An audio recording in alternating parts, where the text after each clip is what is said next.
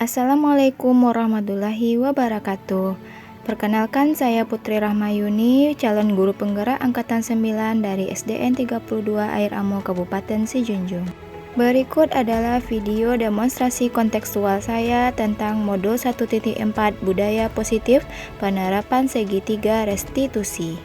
Dalam video ini terdapat dua kasus yang saya selesaikan menggunakan langkah-langkah metode segitiga restitusi. Sebelumnya, mari kita kenal terlebih dahulu apa itu restitusi. Restitusi adalah proses menciptakan kondisi bagi murid untuk memperbaiki kesalahan mereka, sehingga mereka bisa kembali pada kelompok mereka dengan karakter yang lebih kuat. Terdapat 3 tahapan dalam segitiga restitusi. Yang pertama, menstabilkan identitas. Yang kedua, menanyakan keyakinan. Dan yang ketiga, validasi tindakan yang salah. Pada tahap menstabilkan identitas, dilakukan berdasarkan prinsip membuat kesalahan adalah bagian dari proses pembelajaran. Kemudian, menggeser identitas gagal menjadi identitas sukses. Pada tahap validasi tindakan yang salah, hal yang dilakukan guru berdasarkan prinsip setiap perilaku berupaya untuk memenuhi kebutuhan tertentu. Guru akan bergeser dari stimulus respon menjadi proaktif, kemudian menggali dan mengakui kebutuhan murid. Kemudian tahap yang ketiga yaitu menanyakan keyakinan. Murid akan diberikan pertanyaan bermakna untuk memunculkan motivasi secara intrinsik. Berikut adalah contoh penerapan segitiga restitusi saya terhadap permasalahan yang dihadapi siswa. Kasus yang pertama, seorang siswa tidak melaksanakan piket kelas. Pada hari Rabu, seorang siswa bernama Marisa tidak melaksanakan piket kelas sesuai dengan jadwal piket yang telah disepakati. Akibatnya, beberapa siswa melaporkan ketidaknyamanan saat jam pembelajaran karena kelas terlihat kotor.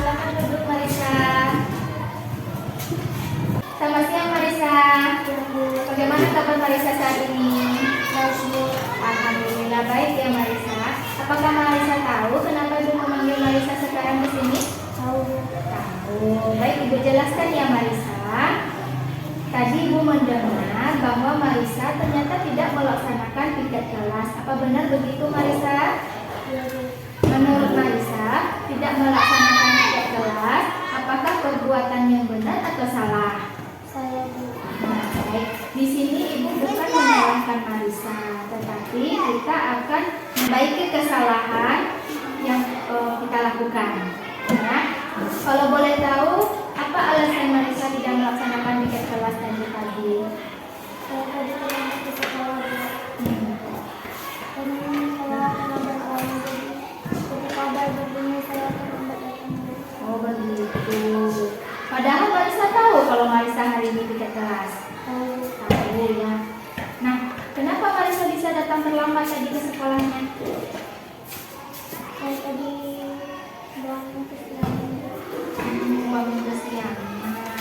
Marisa masih ingat di awal kelas 6 kita pernah membuat kesepakatan kelas tentang piket kelas. Masih ingat Marisa? Coba apa yang Marisa ingat? Piket kelas sesuai jadwal. Ya benar, kita sudah sepakat untuk melaksanakan piket kelas sesuai jadwal. Coba Marisa, apakah menurut Marisa piket kelas itu penting? Kira apa manfaat kita melaksanakan piket kelas? Benar, kita melaksanakan piket kelas akan menjadi bersih dan nyaman. Menurut Marisa, kan Marisa tidak piket kelas. Apa yang perlu kita lakukan untuk memperbaiki keadaan saat ini?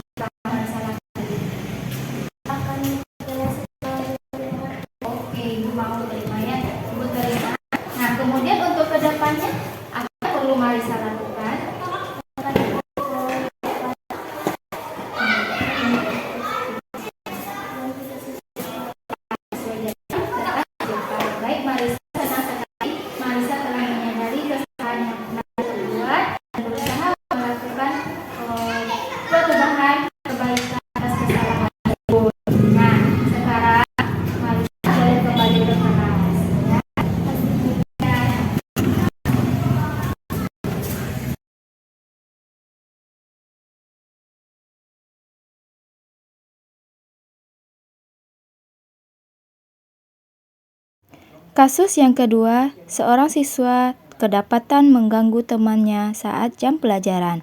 Pada saat jam pelajaran, seorang siswa bernama Fauzan terlihat berjalan tanpa alasan di kelas, kemudian mengusili teman dengan menempelkan sesuatu ke kepala teman. Tujuannya untuk membuat teman lainnya tertawa, namun tindakan usil Fauzan ternyata membuat temannya tidak nyaman. Silakan dulu. Selamat siang Fauzan. Selamat siang. Bagaimana kabarnya hari ini? Alhamdulillah sehat Bu. Alhamdulillah. Fauzan tahu kenapa Ibu memanggil Fauzan hari ini ke sini?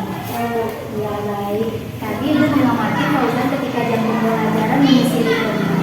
Benar begitu Fauzan? Iya. Apakah Fauzan tahu hal tersebut ternyata sangat mengganggu kenyamanan teman Fauzan? Tahu. Nah, ya. Baiklah Fauzan, Ibu di sini bukan untuk menyalahkan Fauzan, ya. Tapi Ibu ingin membantu Fauzan bagaimana memperbaiki kondisi saat ini dan berdiskusi bagaimana tindakan kita untuk ke depannya. Nah, Ibu paham Fauzan ini adalah pribadi yang sangat hangat, suka berteman, riang gembira. Namun kalau menurut Fauzan, apakah mengusili teman itu apakah perbuatan yang baik atau buruk? buruk Bu. Iya, betul. Jadi kalau mengusili teman itu adalah perbuatan yang kurang baik ya Fauzan. Kita boleh bercanda, tetapi jangan berlebihan ya. Nah, Fauzan masih ingat tidak waktu di awal kelas 6 dulu kita pernah membuat keyakinan kelas bersama tentang bagaimana kita berteman. Masih ingat? Apa coba? Fauzan coba jelaskan. Menghormati dan menghargai teman. Iya, bagus sekali. Kita harus saling menghormati dan menghargai teman. Kira-kira kalau kita usul kepada teman, apakah merupakan tindakan menghargai dan menghormati teman? Tidak Bu. Tidak. Nah, jadi Fauzan, mari kita mengindahkan keyakinan kelas yang pernah kita sepakati ya. Nah, tadi kan Fauzan mengusili teman. Temannya menjadi tidak nyaman. Kira-kira apa yang bisa Fauzan lakukan? Minta maaf Bu. Oh, minta maaf ya kepada teman yang diusili tadi. Nah, kemudian untuk kedepannya apa yang perlu Fauzan lakukan? Tidak mengulangi kesalahan. Oh, tidak mengulangi. Janji ya? Iya, bagus, luar biasa sekali Fauzan. Ibu senang sekali Fauzan menyadari kesalahan yang Fauzan lakukan dan akan memperbaiki untuk kedepannya. Nah, Fauzan, Ibu doakan semoga Fauzan menjadi pribadi yang disukai oleh semua orang. Ya, silakan setelah ini Fauzan kembali ke kelas dan mari kita perbaiki kesalahan yang pernah kita lakukan. Iya, sama-sama. Silakan. Bu.